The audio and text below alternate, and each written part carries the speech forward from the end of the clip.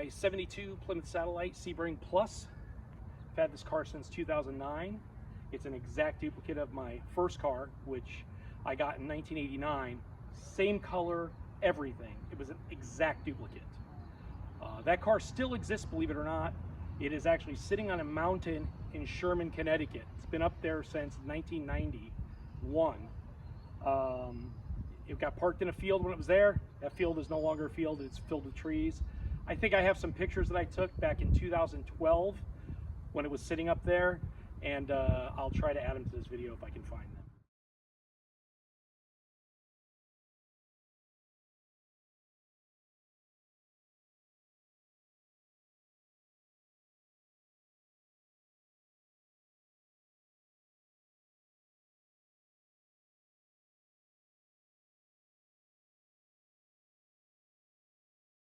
Anyways, 318 car originally, now it's got a 440, mild 440, stock appearing. It does have headers on it. It's got a nice cam in it and everything. Heads are done on it. Really runs really good. 8 3/4 rear in it, of which I did put in. This car originally had an 8 1/4 rear. It has 323 gears, which are fine for me. It's got more than enough torque to move this thing. This car has treated me pretty well over the years. I haven't put a lot of mileage. I've probably put 1,200 miles on it since I've owned it, and I've owned it, 14 years. Factory air conditioning car, doesn't have AC anymore. This car was actually more money new than an actual 72 Roadrunner was. And the reason why was this was actually a luxury package, where the Roadrunner was a bare bones performance package. On this car, the largest motor you could get was a 404 barrel HP car motor. That was it. Where in a Roadrunner, you get a 400 HP, or you could get the 440 if it was the Roadrunner GTX package in 72 only. 71 GTX was its own car, which this car is very similar to a GTX in options. When it comes to luxury options, similar interior and everything. The GTX did not have this two-tone with the stripping. The two-tone was only on Sebring Pluses. That was it.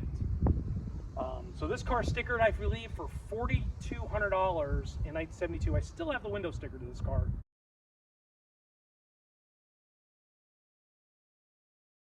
Sitting away somewhere. So yeah, this video I'm just going to go over the car with you and show you one of the cars that will never leave my stable. On the interior, it's got the B5 blue, bright blue interior, floor shift, tough wheel. That was an optional steering wheel. And let's see here. This has the rally gauges. All Sebring Pluses had the rally gauges. Standard Satellite just had a sweep speedometer. The Roadrunner also had this cluster. Factory style tack. That is actually a reproduction one. This car originally had a clock in it instead of the tack. If this car didn't have the optional clock, it actually had the speedometer. The oil and the fuel were here, and then the temp and alternator were over here. So they broke them up. These two gauges, see how these are stacked on the cars without clock. So the nice thing about having a clock cluster is it's easy to add a tack. Dashboard's cracked. Again, like I've said in other videos, California is ridiculous when it comes to interior components. It will make them go bad quickly. The rest of the interior is not in bad shape. I have replaced the carpet in it. It was faded like usual. The door panels are all original, everything. The seats have been reupholstered. I did do that because, they were worn out. But the original seat foams were used. I run 15x8s all the way around. These are Magnum 500 chromes, which only came in 14-inch when used on Chryslers. Chrysler never made a 15-inch Magnum 500 as an option on a vehicle. If you wanted 15s, you had to have Steelies or rally wheels. So I run a 15x8 in the front and rear, two 75/60 15 on the rear, two 55/60 15 on the front. Take a walk around the car. It's in pretty good shape. It does sit a lot. I don't drive it much. It has been sitting outside. It's not good for it. And I really need to move this car back inside. It's really a great car. I don't drive it much. I need to drive it more because you just don't see these anymore. And 71, 72 fuselage cars, that's what they call these, fuselage body, are my favorite. Here we are under the hood. It's a little dusty and dirty. Like I said, it does sit. I tried to make the engine as stock pairing as possible. Like I said, you could not get a 440 in 72 anyways. This is by no means a matching numbers car. It's just meant to have fun and basically build it the way Chrysler would have built it if they did build a Satellite Sebring with a 440 option. Like I said, I do run headers on it. The reason why is the manifolds are prone to leaking. They use a flat flange gasket on the outlet. So I like these headers, and these headers have never leaked since day one, and they've been on there since I put this motor in.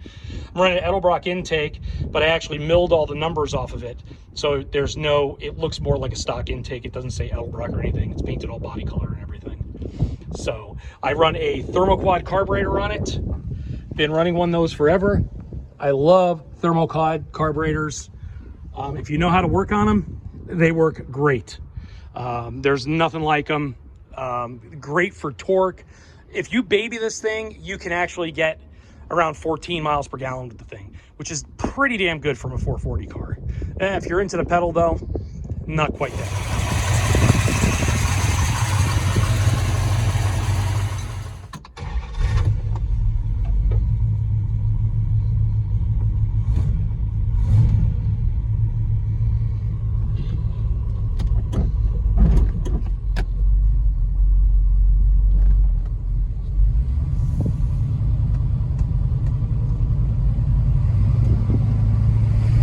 Driving the 72 Satellite. Drives just like a normal car. It's pretty smooth considering. Chrysler's always rode pretty good.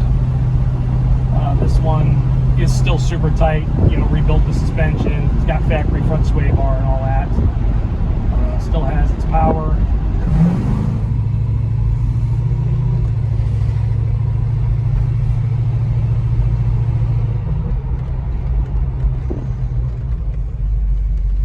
Let's see how she runs.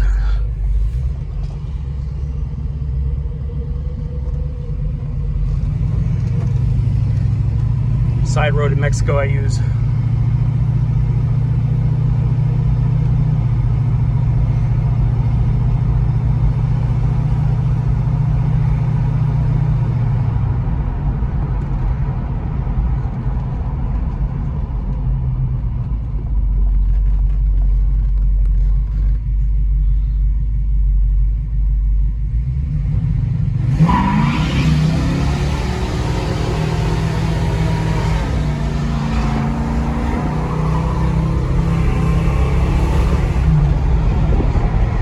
Runs pretty good.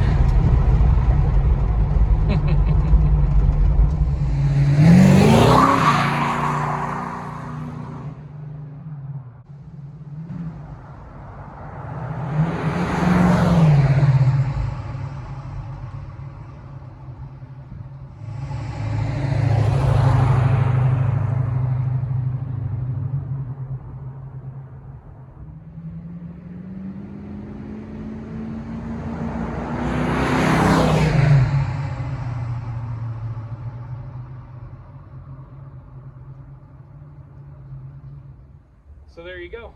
That's my 72 Satellite Sebring Plus. Just thought I'd make a video of it. People have seen this car in the background. My friends know about this car. Some of my friends remember my original one from 30 years ago. And just thought I'd put a video out about it. If you'd like to see any other videos and any of the other cars I have, let me know what you want to see. Any questions about it, leave a comment. Glad to answer. This one's not going anywhere. She's staying around. This one and two other cars I have will stick around. So that's all for now. You got a hurricane on its way in, possibly. Growing up on the East Coast, hurricanes can hit or miss you. This one, who knows? They're really freaking out about it. But anyways, wind's kicking up. We got to get some stuff closed up here for the shop. I'll see you next time.